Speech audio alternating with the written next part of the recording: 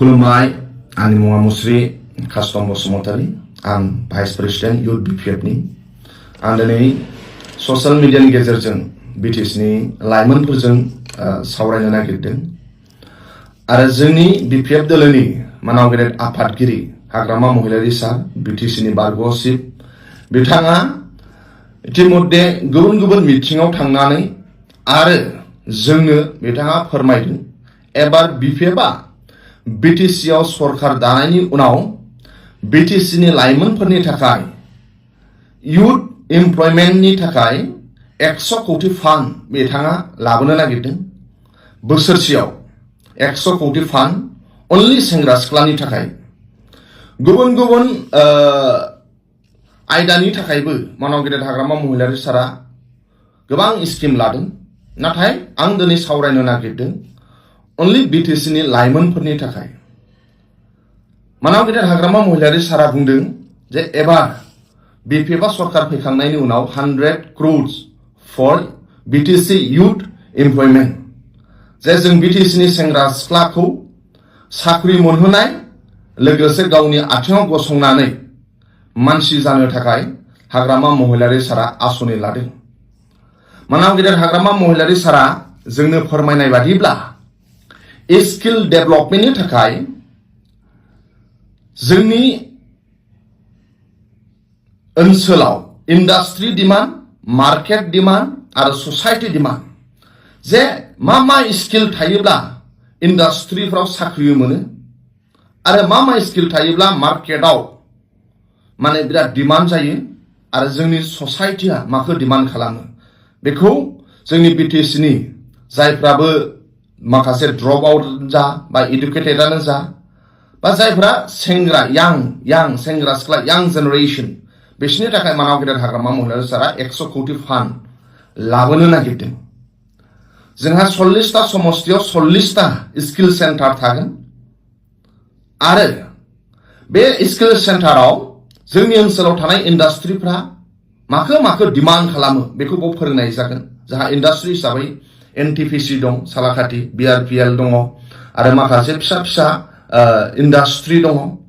आरो बिटिसिनि बायहेरायावबो इंडस्ट्रीफोर दङ दा बेफोराव साख्रि मोननांगौनि थाखाय मा स्किल गोनांथि जायो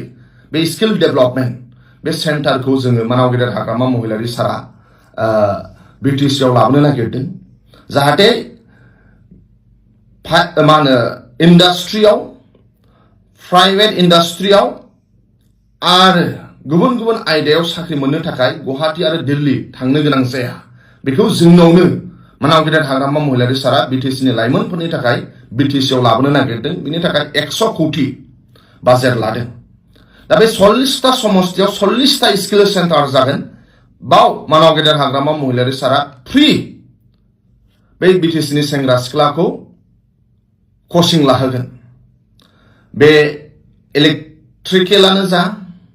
बा मेडिकेल सेक्टरावनो जा बा अट'मबाइल सेक्टरावनो जा बा गुबुन गुबुन सेक्टराव जेरै इंडस्ट्रियाव साख्रि मोनो अट'मबाइलानो जा मेकानिकेल सेक्टरानो जा बा मेडिकेल सेक्टर लेब नार्स बेफोराव साख्रि मोननांगौनि थाखाय जों बाव ट्रेनिं होगोन बिटिसि सरकारनिफ्राय ट्रेनिं जागोन आरो बे स्किल सेन्टारनिफ्रायनो केम्पास रिक्रुटमेन्ट माखासे इंडस्ट्रीनि बिथांमोनहा जोंनिफ्राय खालामगोन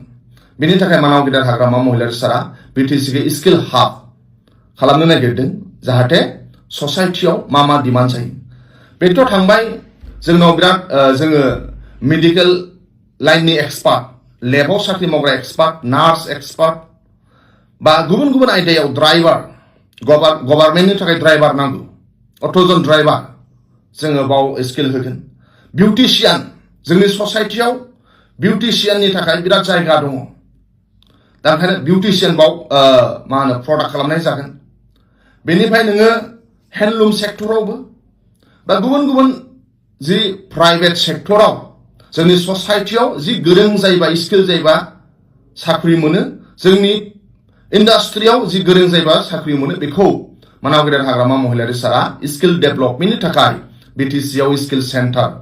खालामनो नागिरदों आरो बेल' नङा मानाव गेदेर हाग्रामा महिलारी सारा बै स्किल सेन्टाराव स्किल लाखांनायनि उनाव नों जुदि प्राइभेट इन्डास्ट्रियाव थांला बा नोङो बिटिसिनि माखासे इन्डास्ट्रिफ्राव साख्रि मावला नाथाय नोङो गावनि आथिङाव गसंनो नागिरो नों जोंनाव कचिं लाबाय नों गोरों गोरा जाबाय नाथाय न'आव थांनानै नों गावनो फिसा नों जुदि खुलिनो नागिरहैयोब्ला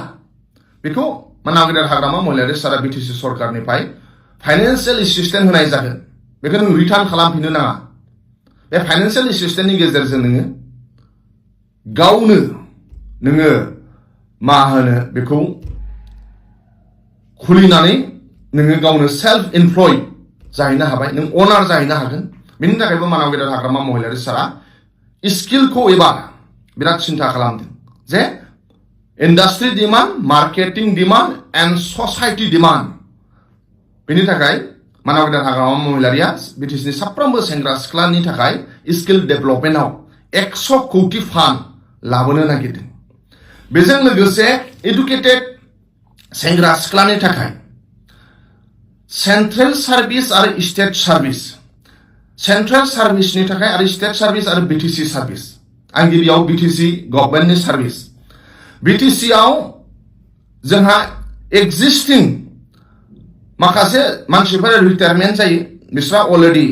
मा होनो पस्ट थायो आरो जों निउ पस्ट क्रिएसन खालामगोन existing post and new post creation बिटिसिनि बेसेबां गभर्नमेन्ट जब ओंखारगोन बे बिटिसिनि पस्टआ अनलि फर बिटिसि इउथ जागोन मानावगेदेर हाग्रामा महिलारि सारा बुंदों बिटिसिनि बेसेबां पस्ट खालि जागोन आरो गोदान क्रिएसन जागोन बे पस्टफोरा फर बिटिसि इउथनि थाखाय बे जाहैबाय बिटिसिनि थाखाय स्टेट सार्भिसनि थाखाय स्टेटआव आसाम पाब्लिक सार्भिस कमिसन बा नोङो पुलिसानो जा बा नोङो गुबुन गुबुन मेडिकेल सेक्टरावनो जा जे आसाम स्टेटआव सार्भिस मोननांगौनि थाखाय जि कचिं नांगौ जि गुवाहाटीयाव कचिं मोनो बा आसामनि गुबुन गुबुन जायगायाव कचिं जायो बेखौ जोङो बिटिसिआवनो लाबोगोन जे बिटिसिनि सेंग्रा सिख्लाया स्टेट सार्भिसआव साख्रि मोननांगौनि थाखाय कचिं लानो गुवाहाटी थांनो गोनां जाया बिटिसिआवनो कचिं सेन्टार लाबोगोन आरो बे कचिं सेन्टाराव बिटिसिनि सेंग्रा सिख्लाया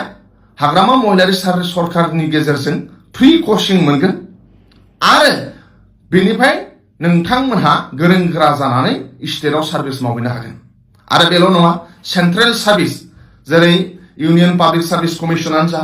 नेशनेल डिफेन्स एकाडेमि एनडिएआनो जा रेल मा होनो बिनि सार्भिसनि थाखाय रेल कचिंआनो मा होनो रेलवेनि थाखाय जि कचिं जायो बेयानो जा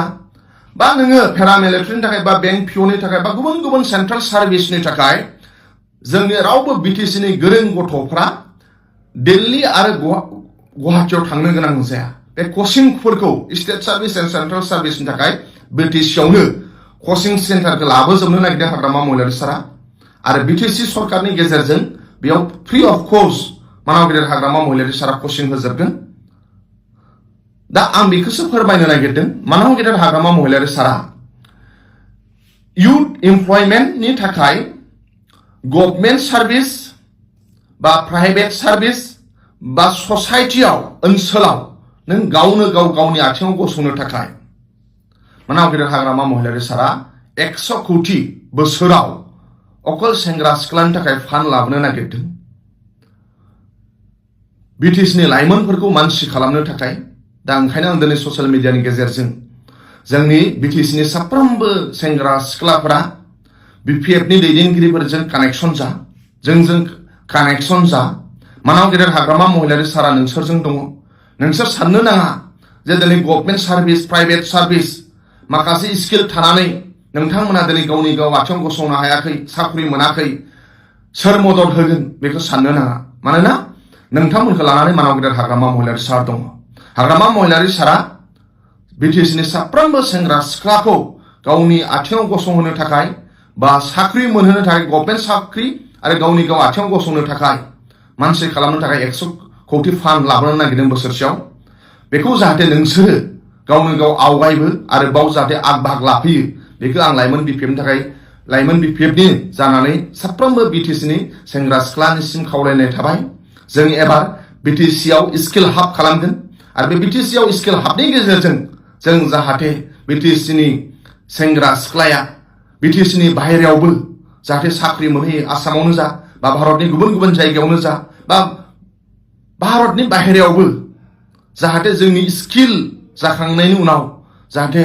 बुहुमनि अबा मोनसे खनायाव जाहाथे साख्रि मोनहैयो बिनि थाखाय मानव गेदेर हाग्रामा महिलारी सारा साफ्रोमबो BTSनि सेंग्रा सिख्लाखौ गावनो गाव आथिङाव गसंनो थाखाय आरो मानसि खालामनो थाखाय जे 100 कौटि